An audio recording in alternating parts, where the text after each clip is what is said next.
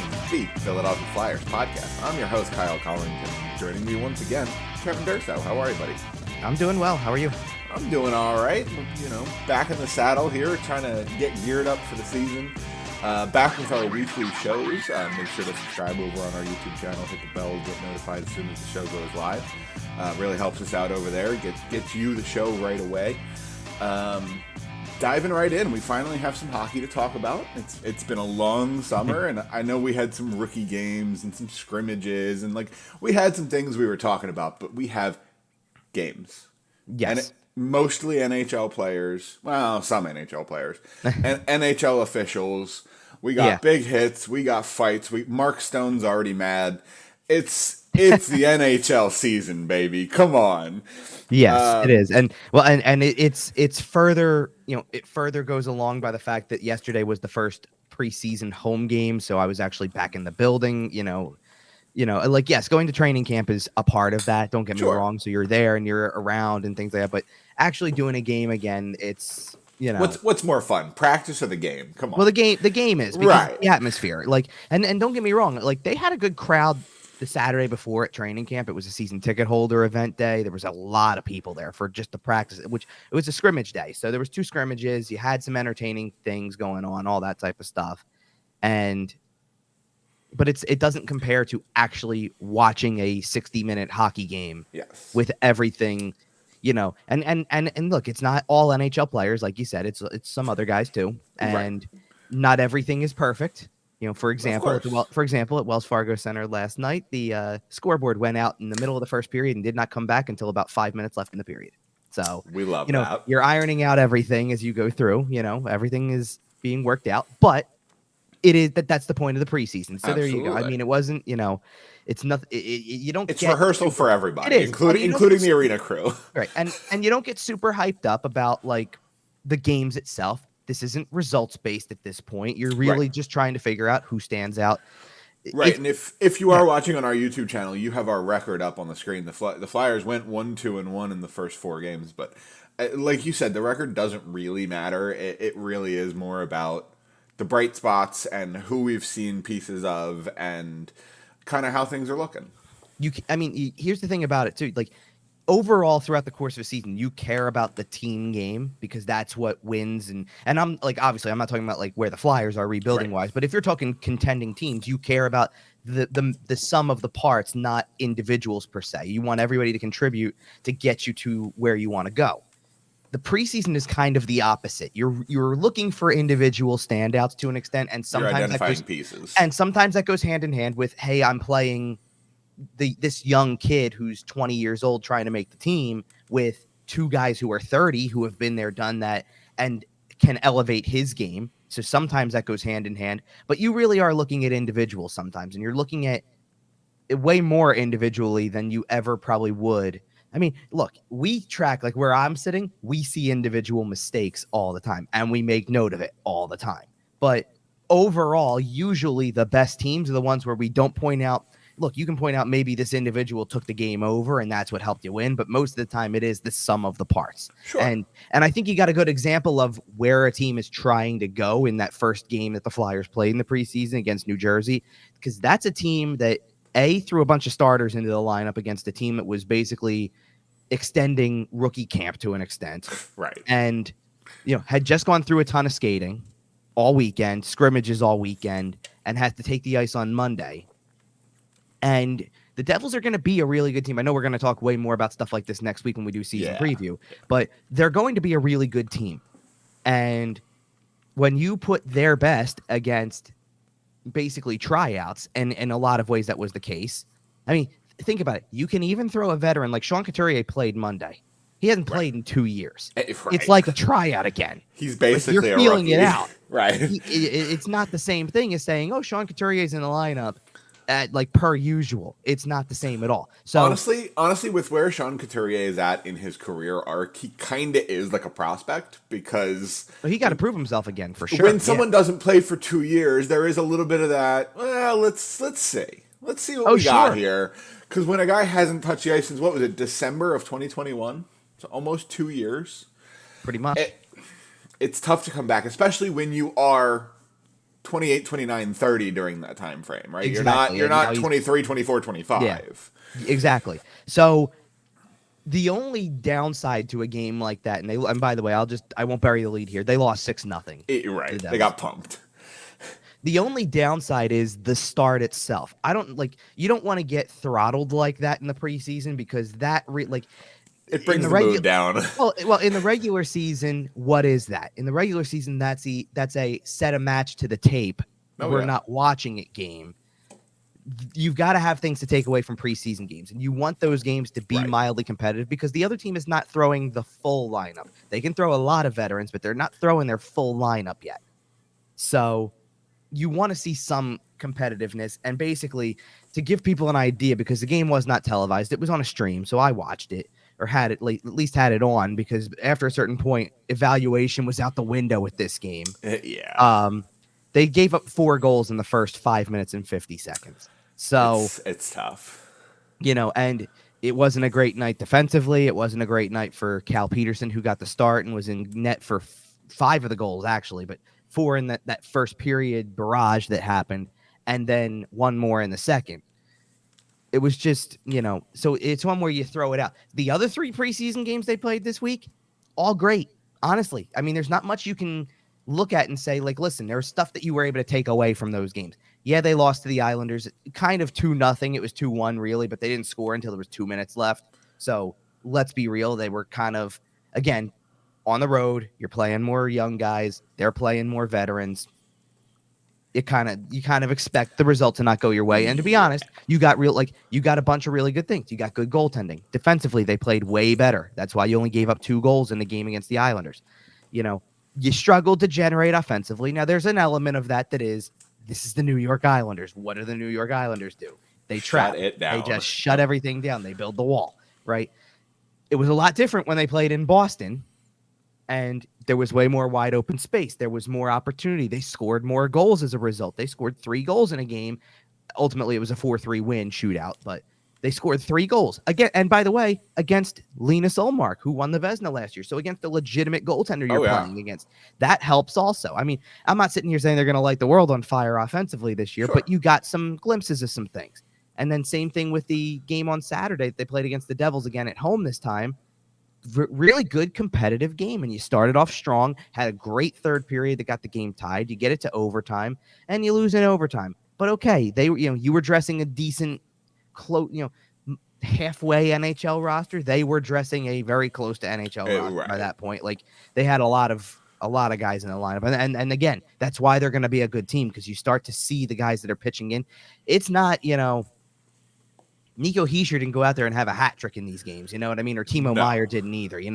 It's, hey, depth guy Eric Hall is going to have a big role on this team, and look at Alexander Holtz, who's playing really well, and he's a young pup. Like, he's barely in the NHL at this point, and we said that his draft year that kid's got talent, and he's showing it right now. So they had that kind of lineup, but I feel like we're not going to talk much about the games themselves as much as we're going to get into individuals, where the roster sits, where the competitions sit. Because let's put it this way, let's go to the roster for a second, because the roster sits at 40 at the moment, but that's not entirely true, number one.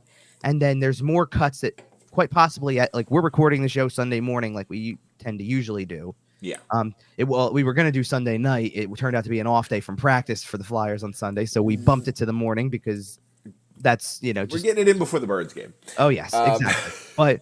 But also, so the roster got cut down to 40. That could very easily go lower on Sunday because Phantoms it's expected to go to roughly 35 at some point. Well, roughly 35, and then again, even that's not completely true, because technically the 40-man roster has 2 injured prospects on it. Right. So that they will not move until healthy, basically. Right. So you can really trim it down, and then actually you can really trim it down by another 2, because currently you're carrying 4 goalies. Now, there is a chance that they carry 3 because you've got really unique situations here. The Cal Peterson situation's weird. No, he's the easiest to figure out. Wow, right. He's just on the NHL roster, probably.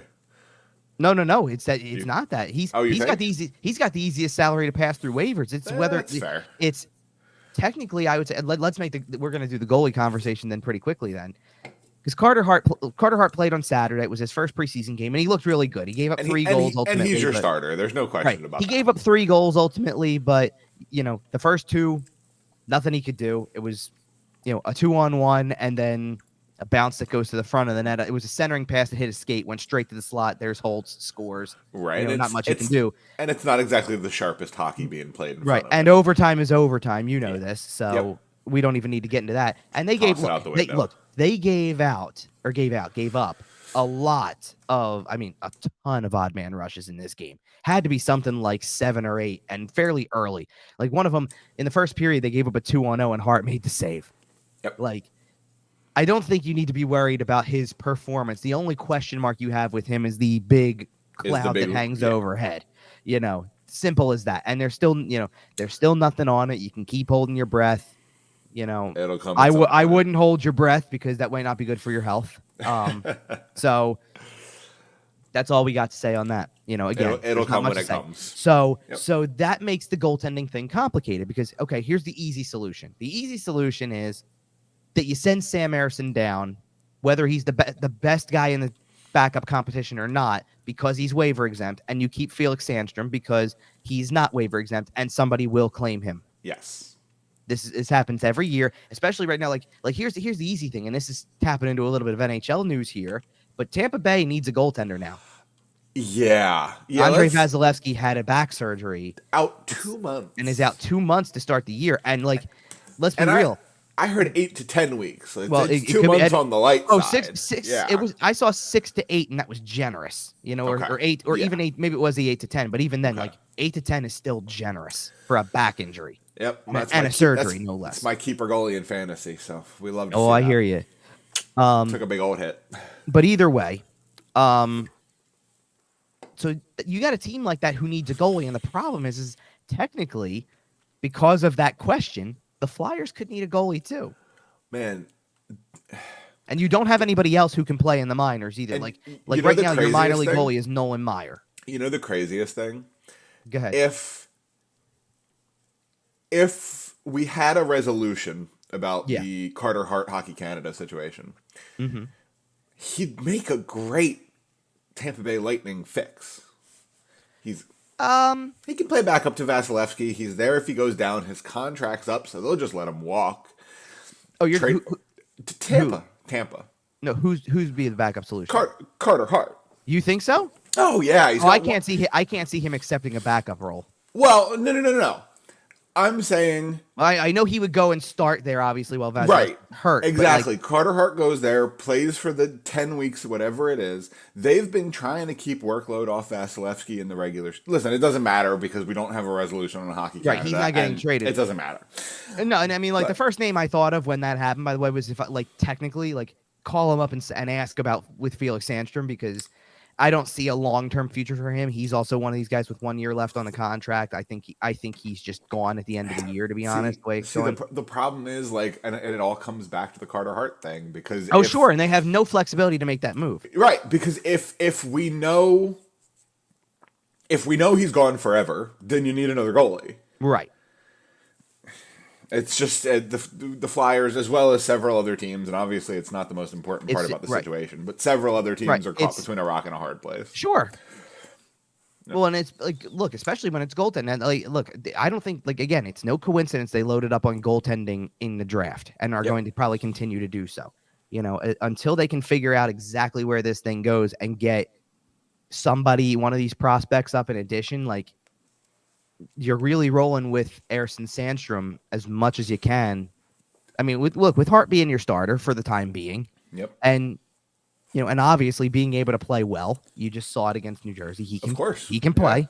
I mean, he got thrown right into the fire with that one. Odd man rushes all over the place, breakaways. He didn't give up goals on the breakaways. He gave up a goal on a 2-on-1 that was, misplayed by Emil Andre, so to speak. It was a rookie kind of mistake. He already had made the bad decision with the puck at the end of a power play that started it, and then kind of pulled the Andrew McDonald and just went, doubled down on it. Just slid right through. Just double down. And they outweighted him. Simple as that, Yep. So, but that's the goaltending situation is a massive question just because, and that's why I think as long as you're waiting on Carter Hart, I think Sam Harrison's a phantom. And I don't think he necessarily is belongs there. He's played well enough to be in the NHL. I agree. But you got to take you kind of have to take the easy way out here, especially if you want to keep any combination of 14 forwards, 8 defensemen. If you want the option to have either the extra forward or the extra defenseman, whichever it may be, then you can only have 2 goalies. Well, Peterson, you can throw right through waivers and he will clear because no one's taken $5 million in cap. And if they do, you thank them and move on with your day. Sure. Yeah. And then Harrison's just the easiest to move. So I think he's the one who goes down. I think he gets, I don't want to say the bulk because, if you're playing 3-3s over the weekend in the AHL, you can probably split it pretty evenly 2-1s with Harrison and Peterson if you have to. Sure. But we'll see. We will see. So there's a lot of questions with that. But both options are on the table. I just don't think it makes sense to carry 3 goalies, even if that's how you have to approach it, just because. And that's why I sit there and I say, then listen, I don't think he belongs there, but I move Harrison to the minors just to get the spot, because I think you need the spot, especially if somebody else has earned the spot more so, because you're going to play Carter Hart and you have to keep Sandstrom up or you're going to lose him for nothing. Yeah. And you have to do everything around the fact that you don't have an answer for Carter Hart. Simple as that. Yeah. So, but realistically, all right, either way, then take the 33 that we got down to with maybe 5 guys getting cut as soon as today and 2 more that we know are injured that won't make it and 1 goalie, and you suddenly go from 40 to 32. Now you just need 9. Right. And out of the 9, let's play this game for a second, because let's start with the forward group for a minute, and I'm going to knock out a bunch of names right now that probably are going to the minors or the injured guys. So J.R. Avon's the injured player, by the way, among the forwards. So that's one guy. Well, that's not. That's not. This is getting you to the 9. J.R. Avon's going. Matt Brown is on a tryout. He played well. I mean, he had a really nice assist on the game-tying goal in Saturday's game, but minor league guy, doesn't have an NHL contract. We'll probably see what he's got. In the words of Mark Stone, we'll never play against that guy again. Well, he's not the guy who did anything to Mark Stone, but I get you. I know. Adam Brooks. I was making a comparison. That was my boy Hayden Hodgson. Come on. Yes, I know. Adam Brooks is probably going down. Brendan Furry, I want to come back to him in a second because he's a really interesting case. Okay. And then I believe Cooper Marodi's the other forward out of the 5, and then defenseman wise, because they already did cut a couple. I think Louis Belpedio is the other player because they've already made cuts elsewhere, and then Mateo Mann is still listed as injured. Okay.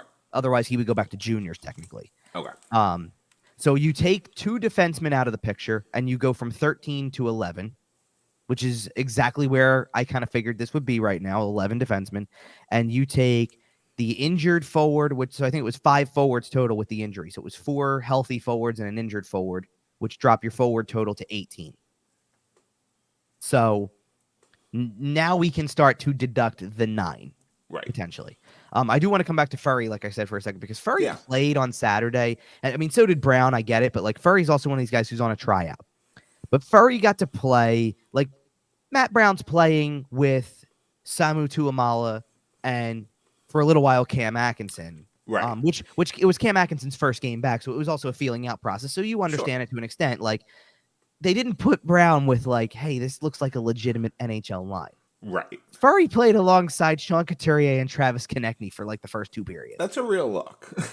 Oh, it's a real look, but what we were kind of wondering, because this started in the morning skate when he skated with them, is kind of why, because he's not making the team.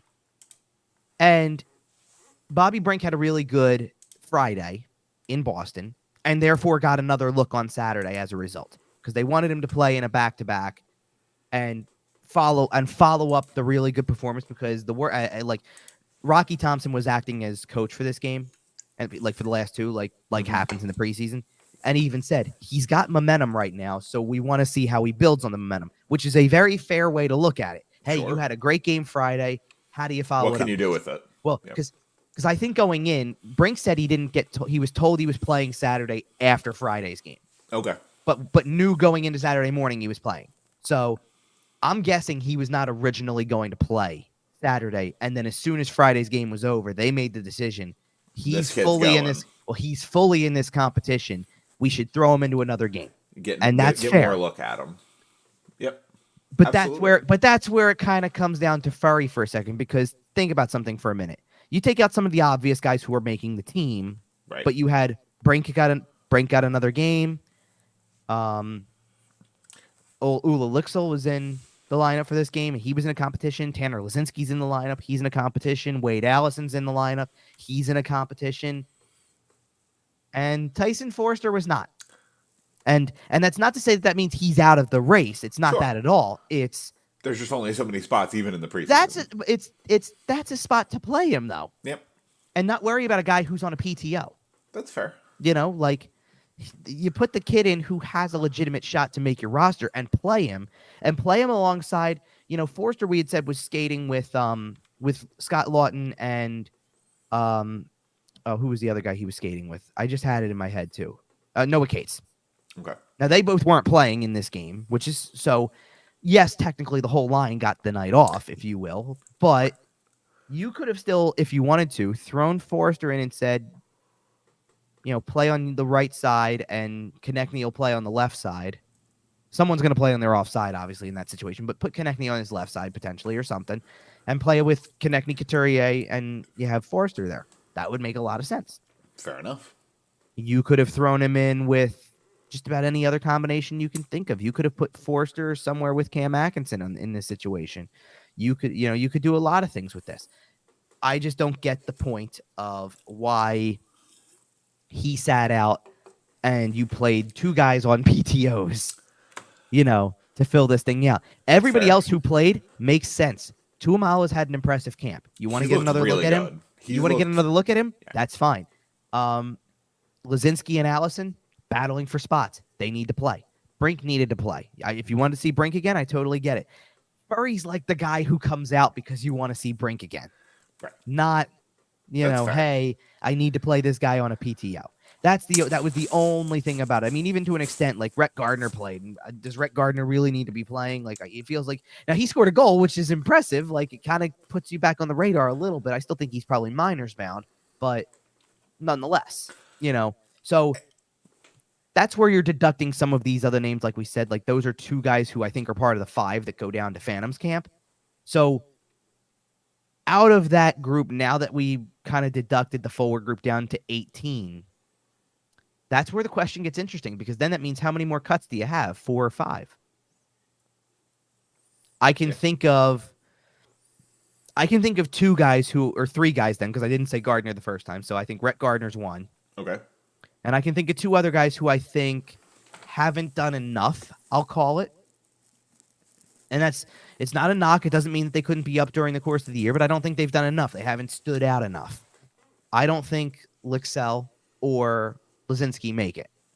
Okay. And I think that's 3 right there. So you take Gardner, Lazinski, and Lixell, and they're 3 right there. And then I think that's 2 pretty close to your roster. Well, so that's 3. So that takes you from 18 to 15. Tuamala is probably another one because he's had a really strong camp. I think he is much higher on the radar when you look at the Phantoms roster than he would have been coming into camp. Oh yeah, much higher. And that's really good top news. 6 minutes there. And that's really good news, by the way, because let's not forget this kid was forgotten.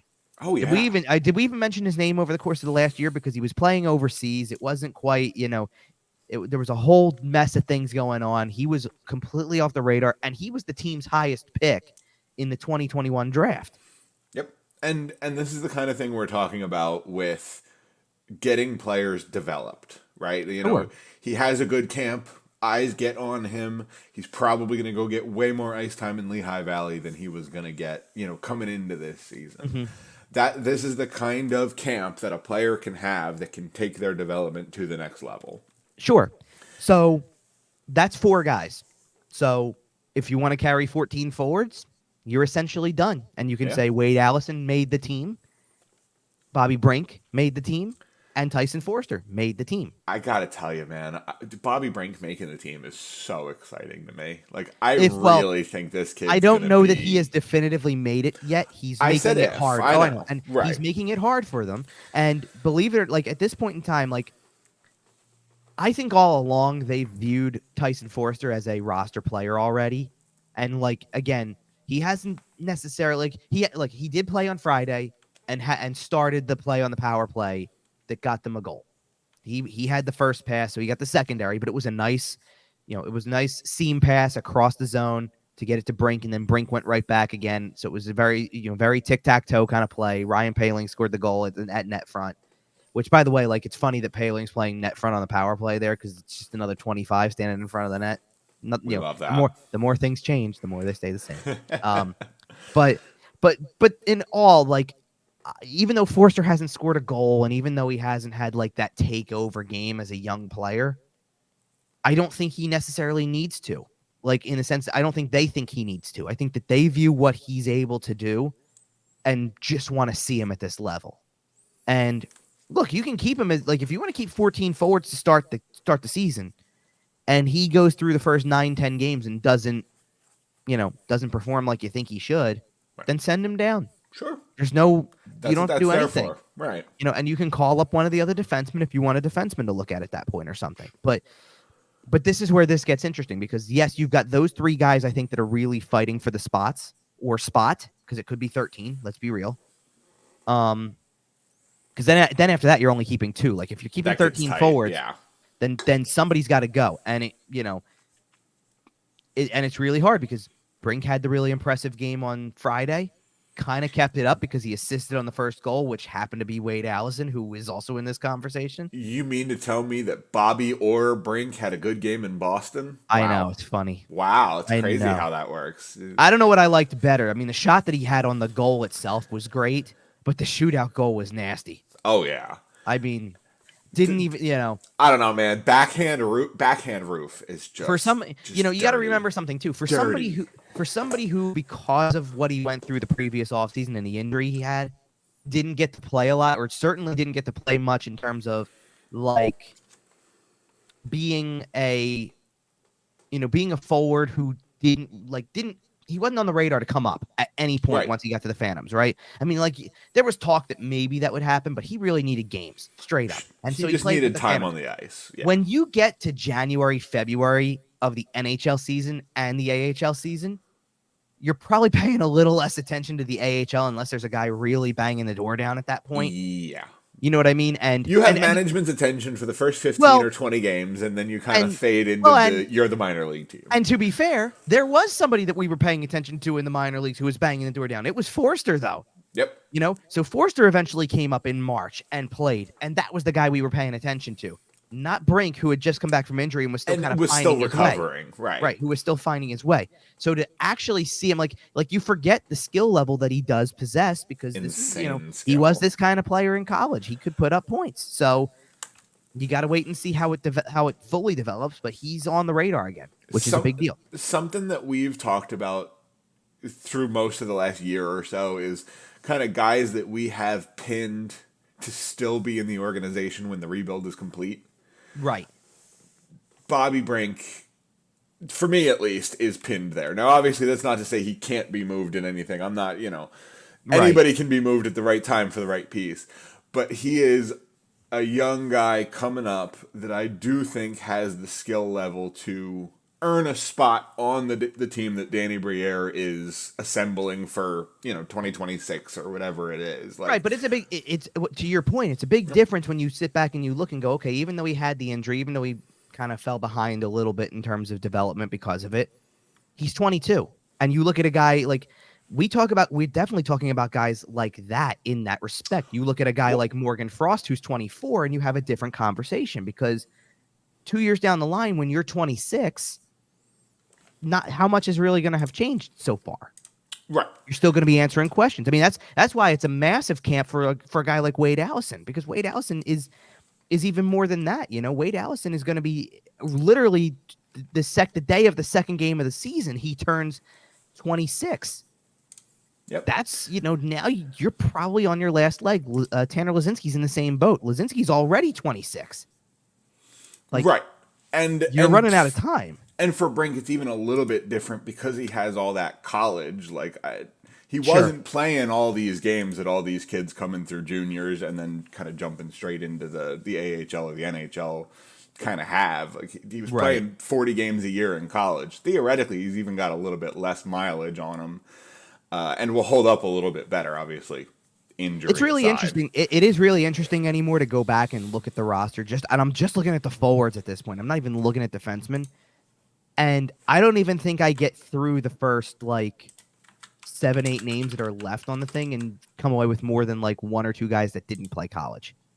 It's crazy. And it's just alphabetical order, but I'm going through. I'm going, Wade Allison did, Cam Atkinson did, Bobby Brink did, Matt Brown on the tryout was a college guy. He went to BU. Noah Cates did, Joel Farabee did, Tanner Lazinski did. I believe Paling was a college guy too. If I'm not mistaken, he was US Met. Chuck Fletcher spent 4 years getting everyone who had ever gone to Boston College on the roster. So I'm not really surprised. No, and like I said, that wasn't even defenseman because defenseman, Adder did. Yep. Like Ronnie Adder did. Cam York did. Yep. Like they got a lot of guys who played college hockey. I tell you, it was that 4 years of the Johnny Gaudreau tampering committee that we ended up not offering him a contract. But whatever, that's a whole different thing. Well, and then you got the goalies, of which none of them did. No, the goalies got a different crash course though because half of them came from Europe, right? Well, that's the point. So they played professional in Sweden. Absolutely. That's kind of a crash course on being a professional too, so to speak. Sure, absolutely. So anyway, let's get back to the forwards. We're about to shift gears to defensemen because we've kind of figured this out at this point.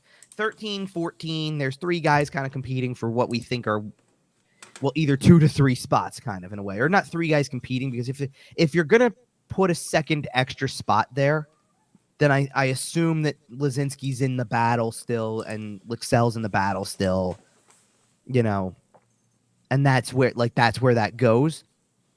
But otherwise, like think about something for a minute, and this is kind of not telling, but like it fits the mold of like what they're looking to see. If you didn't overly impress in your preseason games or whatnot, Elliot Desnoyers already got cut. There's still 2 preseason games left. So that tells you how far off the radar he is this year, even compared to last year when he got I think a much longer look.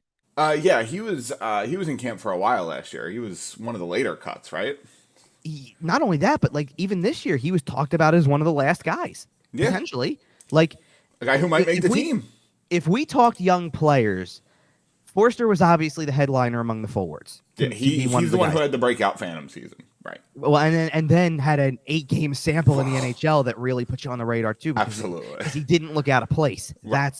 That's the thing. Like Desnoyers played 4 games in the NHL last year, and it's like, yeah, but you didn't like do anything. He looked like a kid trying to find his feet. Right, you looked all right, but like you're not impact player level yet. So you had him, and then I'm trying to figure out. There's one other guy who like, or not one other guy, but it was like between like I kept coming back to it's Forster, Desnoyers, and really like and Brink kind of were the guys who we were talking about among Phantoms guys who were going to really get a long look. And I think going in, I would have had Desnoyers above Brink, and obviously Brink has passed him, and with good reason. He's had better games. Yeah, and Bobby Brink, I will admit I haven't seen a ton of the preseason. The first 2 games were pretty hard to watch. The Friday night game, there's only been 1 game on ESPN Plus so far, and I caught most of that one. I definitely didn't illegally stream some of the Boston game, but I saw some of that one. And from what I saw, Bobby Brink has looked really good. And from what I saw on Friday night, he absolutely earned his place in the lineup on Saturday. Sure. I'm not going to sit here and say he's an NHL player because, we led off this show by talking about the fact that it's the preseason and, like, right, we're playing against 30% NHL, talent for the most part. But from what I have seen of him, he looks comfortable. Sure. He looks like he has the talent to get there at some point and stay there for a very long time. Right. Well, and what you have to consider, and I'll start this conversation with the forwards, and then we'll shift it to defensemen because conversation has to be had with both positions. Let's be real. There's this conversation, especially as a rebuilding team, and especially as such a publicly rebuilding team now, that sometimes what gets kind of misconstrued in the definition of rebuilding team is that it just means just play the kids all the time. Right. And You can't do that. Not saying that. Well, sure, you could if you really wanted to. If you were a roster entirely built of kids, then sure. But if you have other veteran players and you're trying to find out what not only what works, but you got to be real about something with some of these players. With let's start from the bottom up, if you will, for a second, because whether it's 13 or 14 forwards, it doesn't make a difference. You want to start somewhere from the bottom up here. Your fourth line has consistently been Nick Delorier, Ryan Poehling, Garnet Hathaway. And let me tell you something about the last two names I mentioned, because they're both new to the roster, by the way. They actually give you a modestly formidable fourth line. Like, it's a far cry from some of the other guys, because Poehling's fast. He's got a ton of speed. He's been charted as... I believe he was the fastest clock skater in the NHL last year. He's charted as one of the fastest in the league, if not the fastest. I don't know where the rankings I think are. I think he had the single fastest instance. Obviously, Connor McDavid litters the top of that list, but I think he's in the category. Ryan Poehling peaked the highest, right? But he's in the category, and he had a moment. I think it was because he didn't play on Saturday, so it was in Boston. He chased down a defenseman and got around him, and it was like, okay, that's something that I noticed that, for sure. Like, I noticed you playing that level there. And Garnet Hathaway is Garnet Hathaway. Like, you know what you're getting. Exactly. He's snarly. He'd fit in on the 70s Flyers. He'd fit in on the 90s Flyers. He'd fit in on the 2000s Flyers. It makes sense that he fits in on the 2023 Philadelphia Flyers. He's been a great, I don't know if I mentioned this last week because we talked to him on, I think, the Saturday before. He's just a great interview. Like, he is such a good interview and really knows his place and knows his role and is embracing accepting veteran leadership really well. And it's a new role for him because he's never really had to be the leader. But we've talked about this before. He's had some pretty good examples. Oh yeah. So a bunch of the guys who were on the other side of the ice on Friday night, he was looking across at some of them. Well, I mean, between Washington and Boston, there was I know. You just mentioned the captains, and that's all you can stop you're after the captains. Yep. Seriously. But either way, so that's your fourth line to this point. So that's three guys right away. Plus, he was basically Tom Wilson's apprentice for the first 4 years of his career. Like, come on. And then you start to build the rest of the forward group, and let's do the definites, if you will. And I want to keep Atkinson out of this for a second as I go down the alphabetical list, because yes, they need they're going to play. We know this, but we know what they're coming back from. So as you go through it, you go Cates, Farabee, Morgan Frost, Travis Konechny, Scott Lawton, Owen Tippett. That's 5 more guys on top of the fourth line I gave you. So now you're at 8. And that doesn't include Couturier and Atkinson. So what happens again? The same competition that you're having, it feels like it's for more than just roster spots. It's for lineup spots to an extent. Absolutely. And the key is you have to have that hard conversation about kind of who comes out. And the problem is you have to play Couturier to see if he has the ability to get back to what he used to be. You have to play Cam Atkinson, not because he's part of the future, but because do you want to trade this guy this year? Off season next year? Well, he's got to play to prove he can play. Right. Well, and that's what I was going to say is that as we as we live in a cap crunch, cost conscious world of the NHL, right? Veterans can be some of your biggest trade pieces because they represent cost certainty. So I don't think they're going to, but if the Flyers were willing to, they could eat half of Rasmus Ristolainen's salary. Now, it's 4 more years, and that's why I don't think they're going to do it. Don't get me wrong. Right. But they could, if they wanted to, eat half his salary. And you can probably get a pretty good return for Rasmus Ristolainen at $2.6 million. Oh, sure. Because you have 4 years left of it. Sure.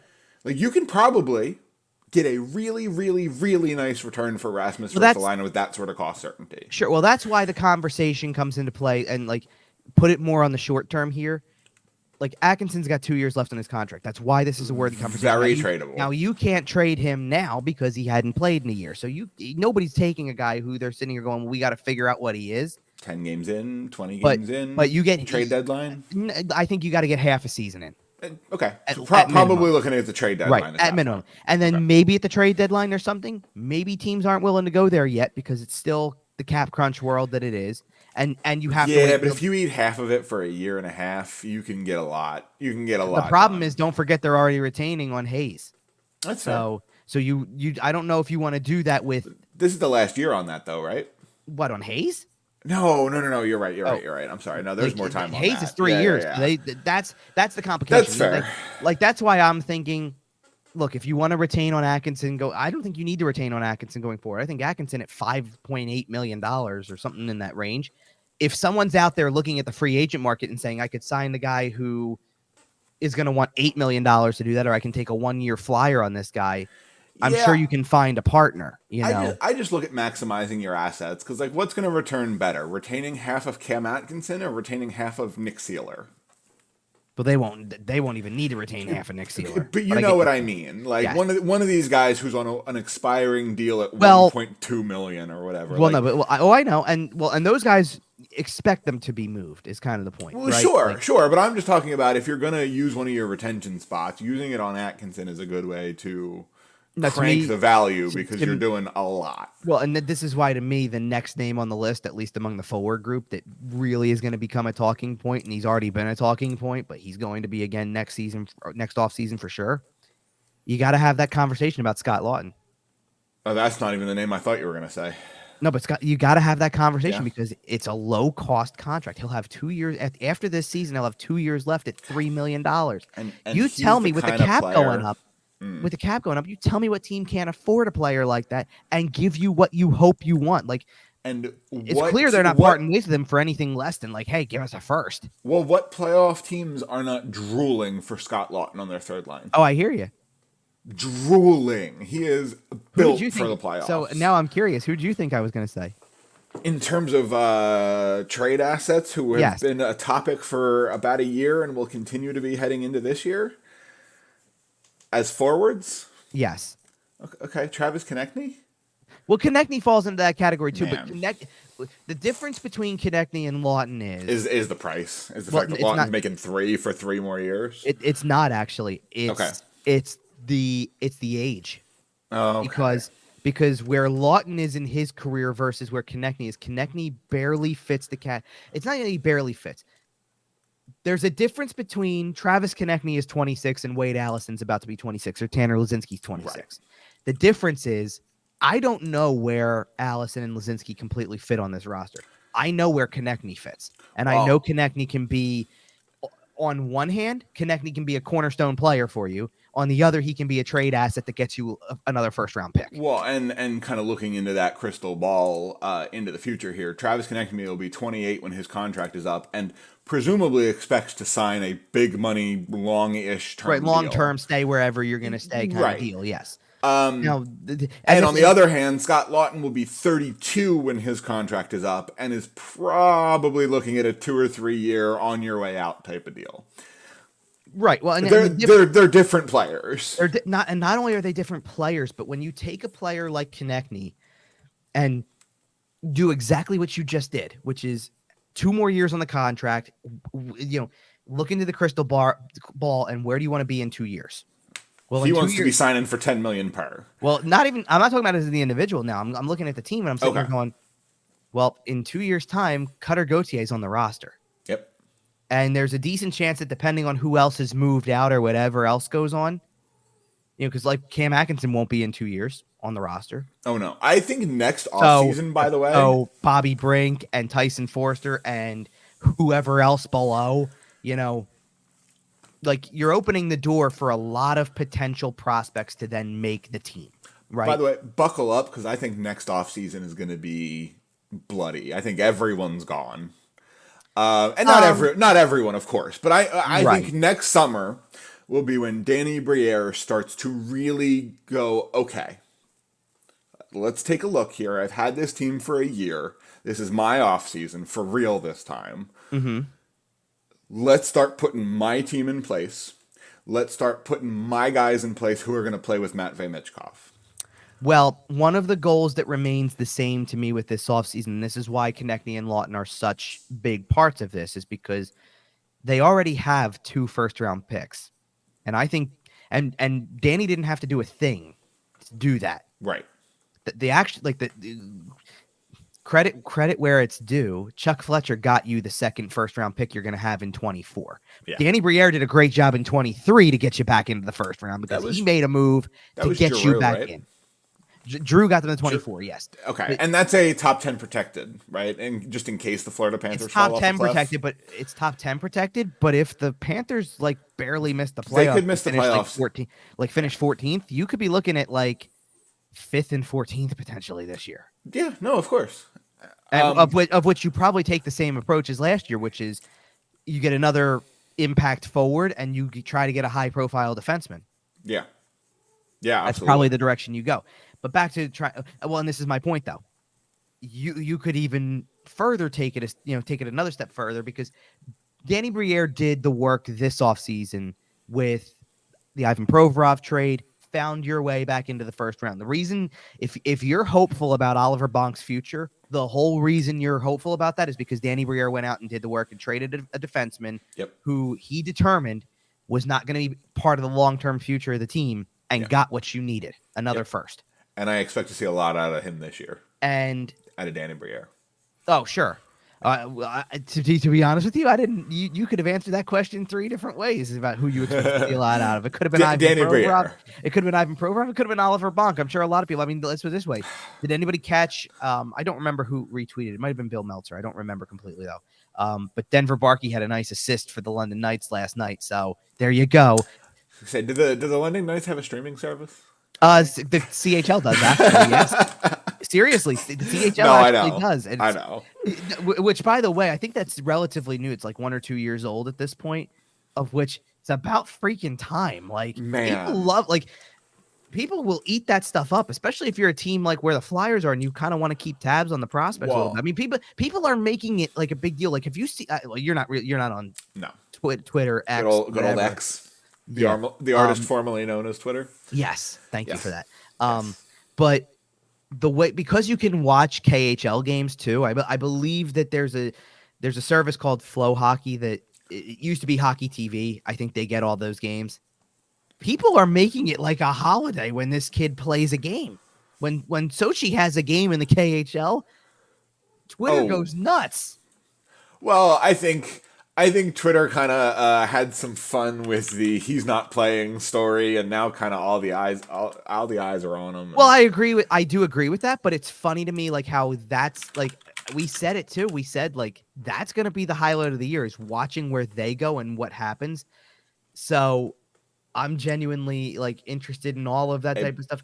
By the way, 7 points in 7 games. Yes, I know. And 3 goals too, I believe, right? Yes. It's 3 goals? 3 goals, 4 assists, 7.7 games. Because he just scored one the other day on a rebound that was really, good go to the net play. I mean, I still love the one that he scored that won the game a few days back where it was just a toe drag back to the middle, snipe.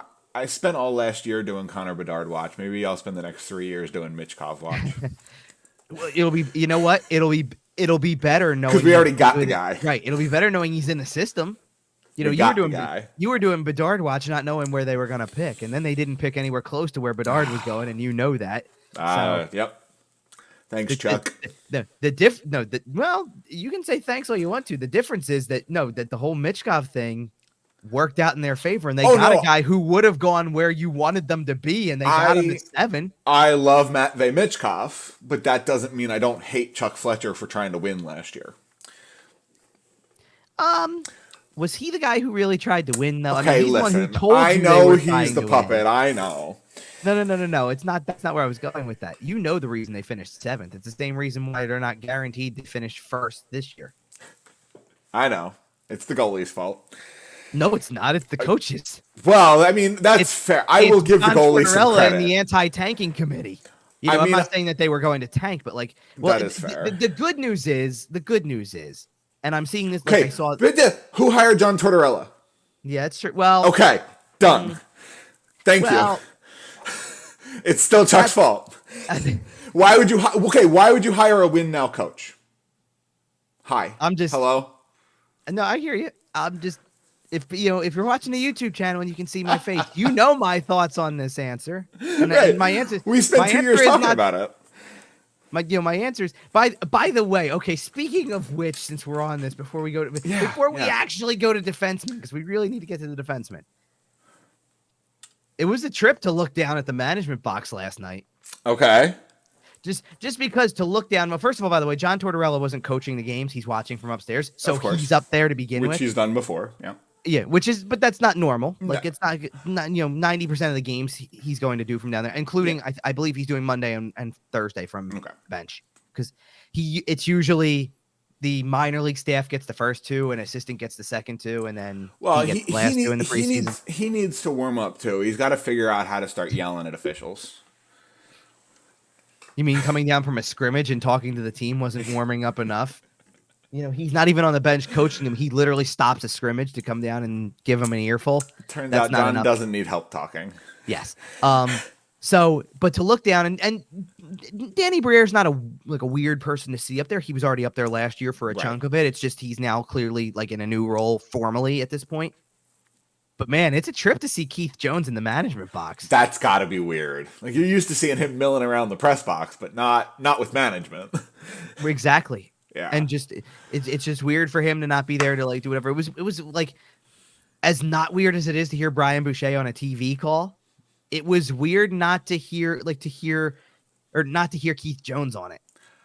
As the first voice. It's going to be weird one day when you like get up in the middle of an intermission or something like that and you see just JJ and Jonesy just chit-chatting with, by the peanut M&Ms.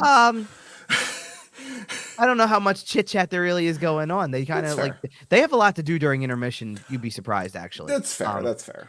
No, and in addition, by the way, like speaking of which, in that general area where kind of people pass through or whatever, in addition to those guys, two more faces that you recognize immediately, and you're like, oh yeah, they're going to be here a lot too, because John LeClaire and Patrick Sharp were there last night as well. Love that. So like, just in general, they actually John LeClaire was walking out last night with when we went downstairs for post game. He was walking out with Nick Schultz. Nice. So John LeClaire, the original Johnny Hockey. Prove me wrong. I mean, he went to college too. So there you go. Good old University of Vermont. All right, let's talk about these defense. But anyway, it is a trip though to see that type of thing. By the way, the post game experience. I don't know if you saw the videos on YouTube, the interview clips at all. A little bit. Okay, did you catch how the setup kind of looked?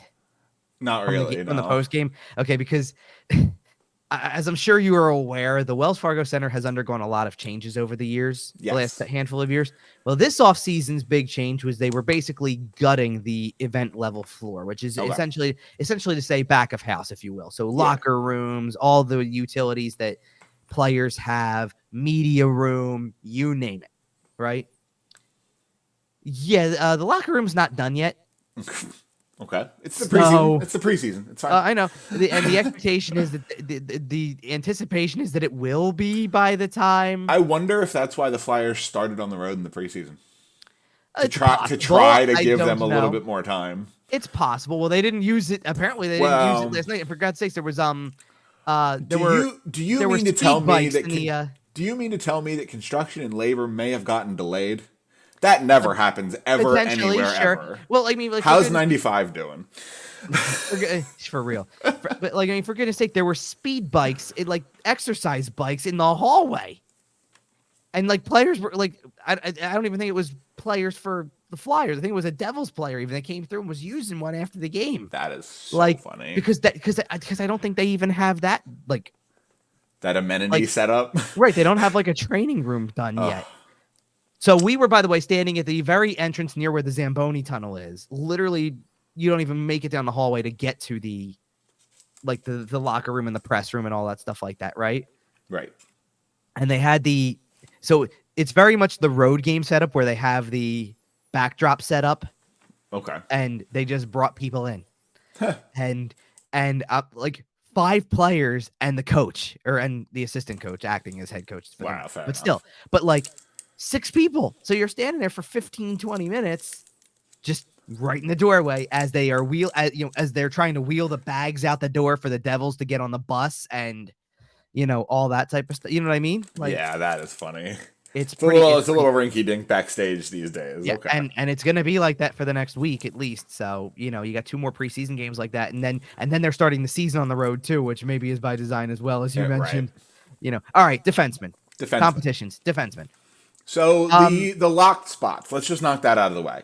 well, Travis yeah, Travis go ahead. Sanheim's making the roster. Yep, Rasmus Ristolainen's making the roster. yep, Cam York's making the roster. yep. Mark Stahl, Nick Seeler probably making the roster. Oh, definitely. Okay. I think that's the end of the definites list. No.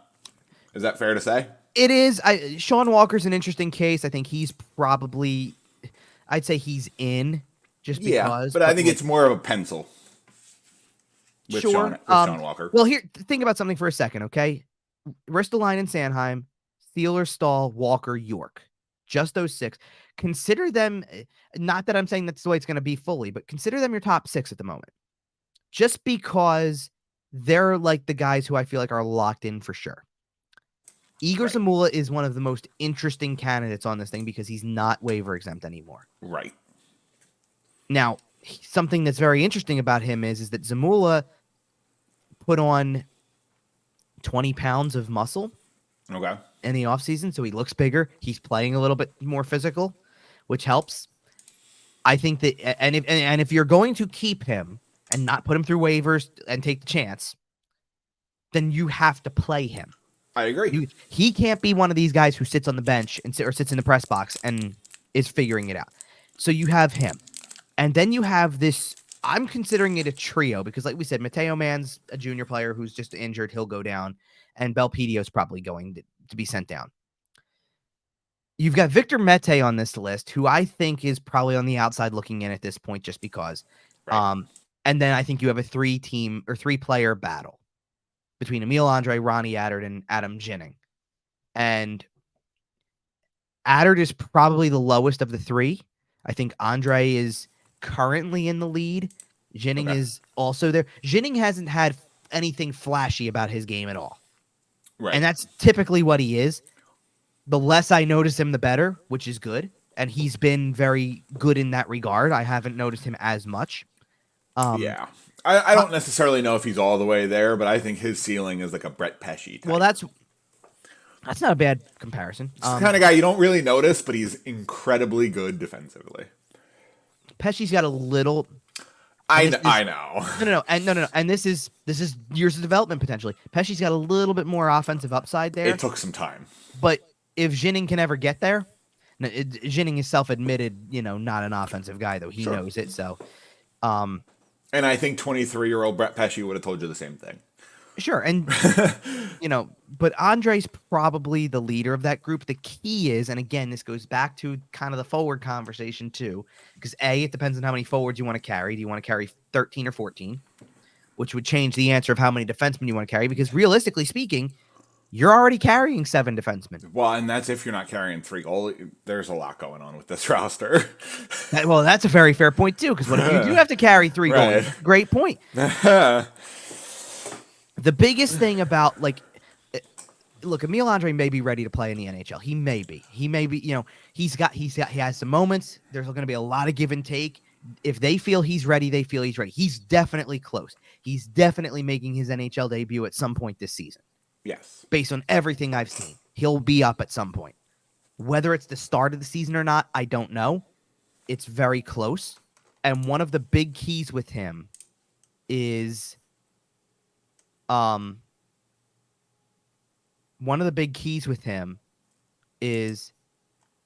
trying to figure out how you get everybody involved when you have 3 veteran guys who you kind of aren't obligated to play, but you also are going to feel compelled to play because they're NHL players. Like if you can separate, the easy thing to do right now is if you can separate through a rotation of 3 guys for literally one spot that doesn't play, right, then you can easily put Zamula in with York, not Absolutely. next to him, obviously. I'm not saying like that, but into the lineup. But you're going to play Sanheim Ristolainen every night. You're going to try, you should play York and Zamula every night. And if you need to rotate 3 players among 2 spots, then do it with Sealer, Stahl, and Walker. That's easy. Well, and a point about Walker is that I think he could kind of be in that Cal Peterson territory where he is waivable because how many teams just have 2.6 and need a guy like Sean Walker? And I think if you're comfortable with getting him through waivers, and I do think he would clear at that number, I think it makes a lot of sense to try to free up a little bit of NHL ice time for, again, somebody the else. Andre or the Jinning or like whoever ends up in the rotation. Right. Now there's a couple. I'd rather be rotating 2 young guys through that spot than one if the other one is Sean Walker. True. Now there's 2 caveats to this, because one, Walker's right-handed, which is an asset. It's fair. And the other part is, and he's tradable. The other part is, he's going to become the right-handed version of Nick Seeler to an extent, and I'll tell you why. Why? Because your reaction says it all. So what am I going to say? Finish it for me, then. Is he there to be gritty? No. Okay. Okay. I was say, what version of Nick Seeler are you talking about? Well, no. It's okay. Are you talking about face punch Nick Seeler? No. Okay, not in style. Okay. I'm not talking about in a style thing. Okay. I'm talking about Nick Seeler played how many games last year? I'm not looking for an exact answer. I'm just looking for many. Okay. Why? Why did it always come back to Nick Seeler's in this line? Because he's fine. And that's about the best I can give Nick Seeler. Okay, then I'll give fine, and the other options were offensive. The answer is along those lines, but it's really simple, because they like him. Yep. And I'm going to tell you right now, Sean Walker's going to fall into this category of they like him. I know. And I know. Sean Walker has John Tortorella written all over him. Well, because Tortorella said something about it. The word is that Keith Jones likes him a lot. All right.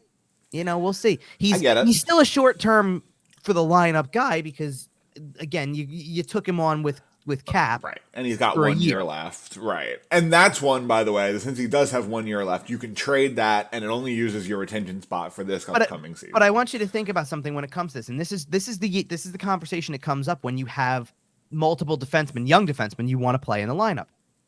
If you like Sean Walker, and Walker's going to have a spot, right? If he's going to have a spot and Sealer's kind of got a spot and you have these other guys who fit into the picture, then what'd you go out and sign Mark Stahl for to an extent? I think to potentially block somebody. You know what I mean? Well, I think Mark Stahl is there as a rotation guy, like a low-level rotation guy. But I think he's your 8 or 9. I don't think you're going further than 8 at one time. So I think even if you're carrying 8, if one guy gets hurt, that's fine. You're 7 steps in. If another guy gets hurt, you call somebody up before you put Mark Stahl in. No, they're going to play him. They're going to play him. Yeah, I know. Probably too much. Well, no, I don't know, because at least with Stahl, they said, Tortorella said, he knows he's not going to play. He told him he's not going to play every game. Well, and the I don't get that impression from Sealer or Walker. You know what I mean? And the other thing is, and I still am adjusting my brain to this, if John Tortorella plays him, quote, too much, that's probably a good thing, because it will lead to the team performing poorly. It's probably a good thing. Well, this is the thing, right? Emil Andre, you're going to deal with the give and take of being a young player who's still learning certain things. He had some great moments in that preseason game on Saturday. He had some bad ones. And he's going to have a learning curve. And he's going to have to learn, and he's going to have to figure it all out. But he's right there, and he's a guy you get excited about seeing go through the mistakes. Nobody wants to sit there and watch Mark Stahl make mistakes for 50 to 60 to 70 games a year. Nobody wants to do that. Now, they probably won't have to, because if you trade him at the deadline, you've got an answer there. But you know what I mean. If Danny Briere becomes the 3rd straight defenseman to sign a bad defenseman to 5x5, I swear. I don't think they're thinking that with Mark Stahl. Okay. If they're really smart about this, and they have a few months to figure it out, let's be real about this. You can get to the deadline with Sealer, Stahl, and Walker all on 1-year deals, and potentially be willing to trade any and all of them. Right. At that point, the kids come up and play the last 20. If the minor league season dictates that Zamula is a good fit and Andre has emerged and maybe Jinning or Adert is now part of this picture, you could do that with all of them. You really could. The question just becomes, how do you do that in the beginning? Because I don't want, like, I wouldn't want Emil Andre on the Flyers roster this year, even if he's ready for it, if he's just going to sit behind the combination of Sealer, Stahl, and Walker. Absolutely not. I agree with you. Like, you're already asking that question with Zamula to begin with. I don't even want to have that question if it's with Andre too. And that's what makes it complicated, because if you carry 8, then what you're saying is on any given night, you have to sit 2 of them. Yep. And are you going to have, the mindset to sit 2 of Sealer, Stahl, and Walker on a nightly basis? And if the answer is no, then don't let a kid make the roster and let it just be Zamula. And then you have 2 spots that you can figure out and 1 guy sits. And I think that makes a lot more sense than the other way around. And that's the hard part, because I think Andre's giving him a fight here. Oh yeah, absolutely. Maybe He's more of a making it fight. Difficult. Maybe more of a fight than they anticipated, which is why they went out and signed a Mark Stahl. Maybe in their heads, Zamula was the only guy, and it's easy to work around that. Like, you needed a guy who, you have a reason to, there's a reason that there can be benefits to, hey, Mark Stahl plays next to Igor Zamula for the year. Right. You know what I mean? Or Cam York plays with Sean Walker or whatever. You know what I mean? Like, there's a reason that can work and help kids grow, because the kid gets to play every night at least. Right. If you then bring an 8th guy into the mix, and now you've got 3 veterans who shouldn't be playing every night, and three kids who should, and maybe they already understand this with York. That's easy. And sure, one of the other answers to this is an injury can clear up a lot of this if it happens. Of course. But you don't want guys to get hurt either. No. Like at the end of the day, you don't want, like, Cam York hasn't been able to play for the last couple of days because he's been dealing with a little bit of a nagging injury. Right. You don't want that. You don't want that to be the reason that the situation gets cleared up. You want to know the answer. You want to have them play and have somebody else be the reason that it doesn't happen. Sure. And this season, and something I'll be paying attention to as we move through this season, is this is our first season with the new leadership, the collective, the brain trust, right? Sure. Obviously minus Val Camillo, but you have working your way up. You have Tortorella, you have Briere, you have Jones, you have Dan Hilferty up top. Sure. And Hilferty was there once again on Saturday. So this is the first season with that really fully installed at the start of things. Right. And this season is how we're going to kind of start to figure out. Right. How much are they trying to win? Like on a night-to-night basis, right? How much influence does Danny Briere have over daily roster decisions, right? Is he telling you to play the kids? These are kind of things that we're going to be seeing as the season goes on, and it'll be interesting to see that little tug of war, that little rope. Yeah.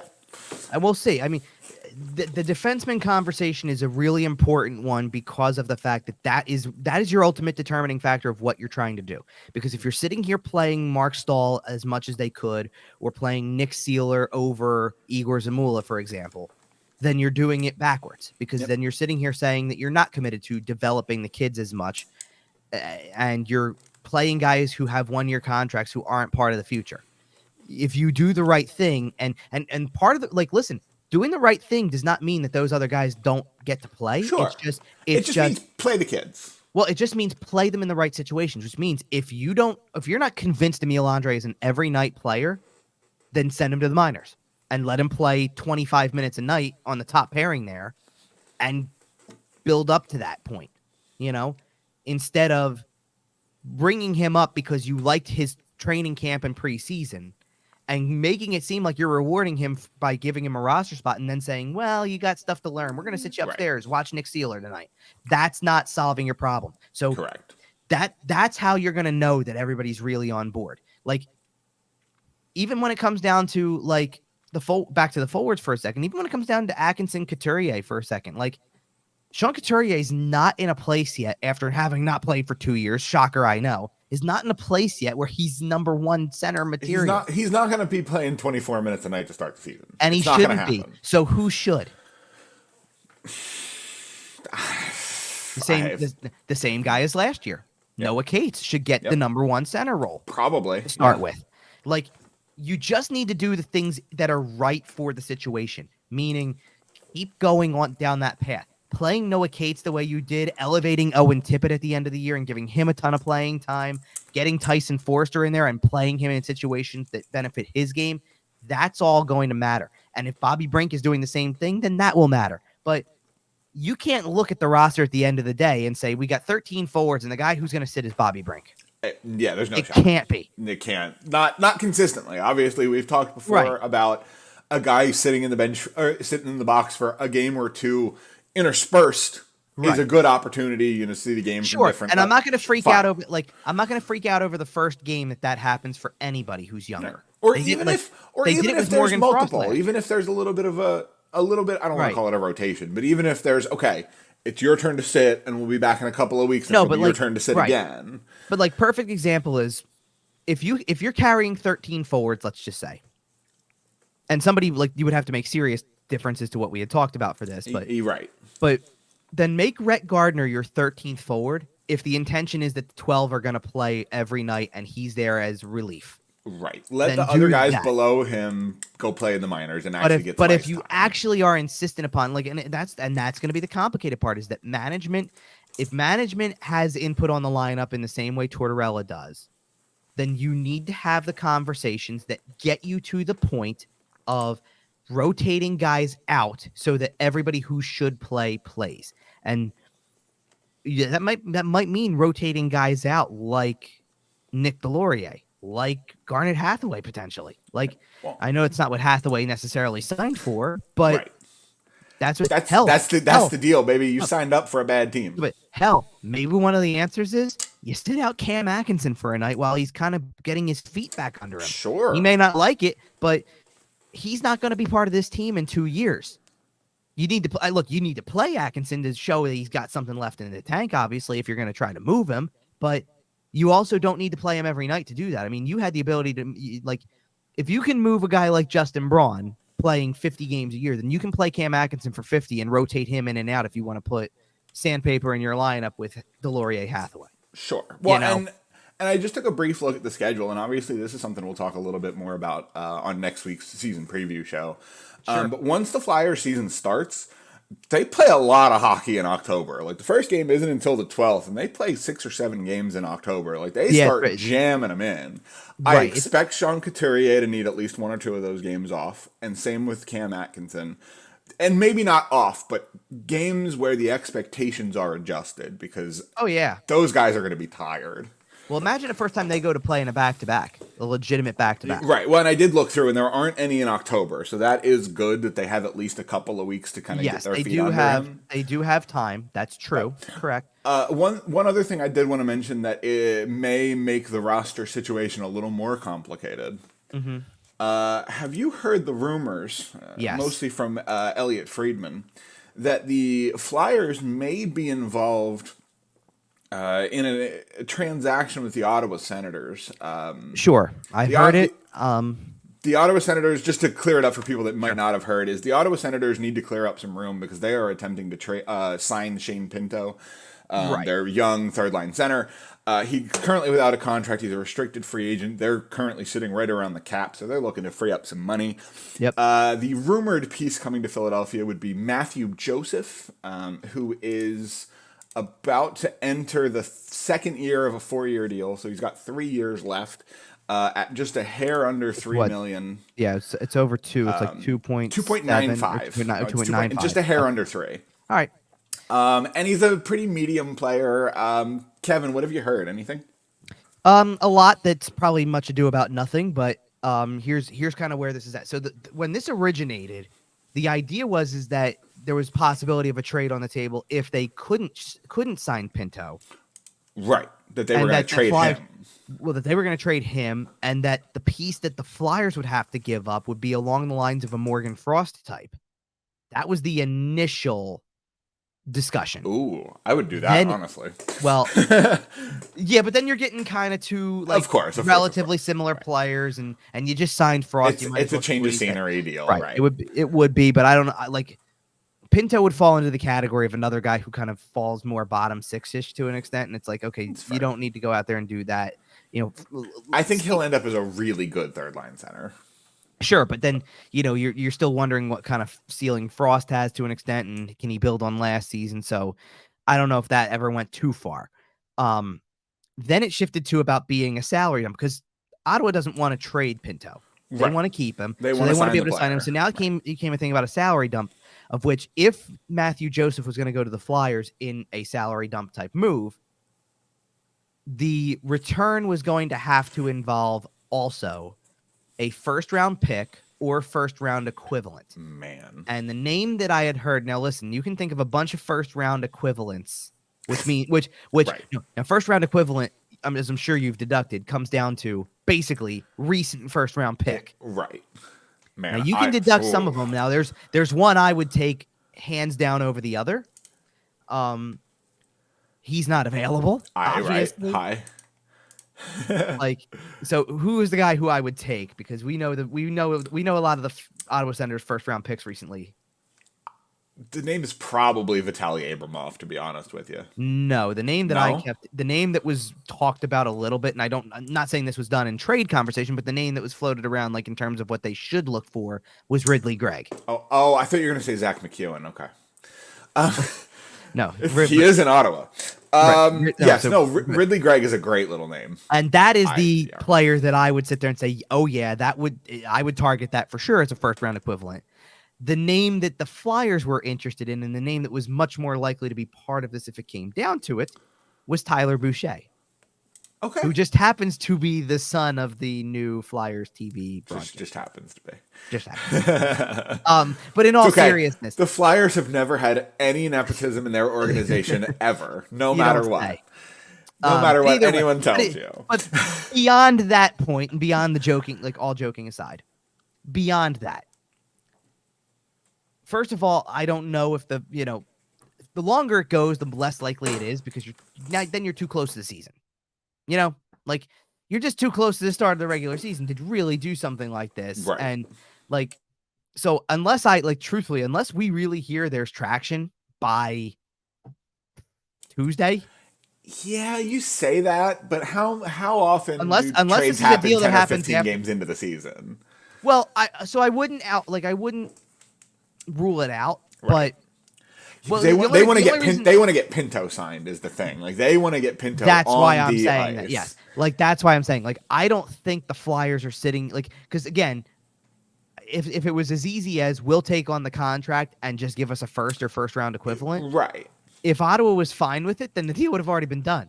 So obviously, the first round equivalent thing is probably a sticking point here, and as long as it is, then you're on a timeline for this because you're trying to sign a guy under the wire to get him on your roster for the season. Right. Well, and the great news is from the Flyers end of things is they have literally all of the leverage. They have the cap space. They're the ones taking the asset. Ottawa's the one who has to move the money and sign the player. The Flyers can just kind of hold firm, and if they give you a first round pick, great. And if not, okay, we're good. We're chilling. We're fine. We're going to be bad anyway. I know. So yeah, it kind of works out. I just kind of wanted to hear your thoughts about it. But no, I hadn't heard the addition of a first round equivalent. That is... Well, that's what makes the deal pretty enticing. Well, when it became less of a Pinto for a player or prospect kind of thing, and became more of a salary dump move, that's when that kind of picked up. It gets pretty attractive, right? And talking about Matthew Joseph's contract, it has 3 years left, at just a shade under 3. We've talked about the fact that the Flyers don't really care for the next 2 years, and then that third year, the fourth year of the contract total, is the last year, so it's super movable. You can eat half if you really need to. The salary cap will have gone up by then, making the $4 million kind of a little bit less significant. Right. Overall, should this trade go through, and let's just say it's Joseph and a high-end prospect, even if it doesn't end up as a first-round equivalent, even if it ends up as a high-end, whatever. Exactly. But yeah, the second-round pick... even if you don't end up with a first-round equivalent prospect or something like that, even if it just ends up as a high-end prospect, that is a free asset for the Philadelphia Flyers for the low cost of holding on to this dude for the next 3 years. And you're not going to need the cap space. it is, if this move comes to fruition in some form or fashion, I think it is a major win for Danny Briere. It's an excellent job, like I said, just kind of adding a free asset. Exactly. I mean, it's going to be really interesting to see how this, but I would, obviously by the time we do the show next week, you're probably looking at, you're probably looking at most of the roster decisions being made. Yep. It's very close at this point. I mean, Yep. And you're kind of winding, you're already winding down on a lot of this, and 2 more games to go, and Absolutely. we're trying to figure everything out. So as you're trying to figure everything out, And speaking of winding down, I think that's a good place for us to wind the show down. Oh yes, like you said, we got 2 preseason games left. We will be back next week with our full NHL season preview. We'll have division winners for each division, maybe some playoff matchups. We'll talk about that. We'll have division winners for each division. We'll have a little bit of a breakdown of the Metro, where the Flyers are at. We'll kind of play it by ear. And yep. Other than that, check out the show on your social medias. Subscribe on YouTube, hit the like button, etc. We're at YWT Podcast pretty much everywhere we can be. Find us everywhere you find your podcasts, including sportstalkphilly.com.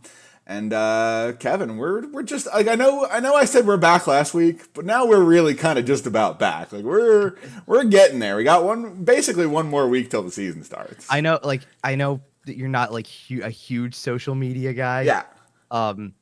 For the Twitter post and the Instagram post that I did because you saw the one on Facebook of me saying I'm back in the box, all that stuff, right? For the other ones though, I did use "We Are Back."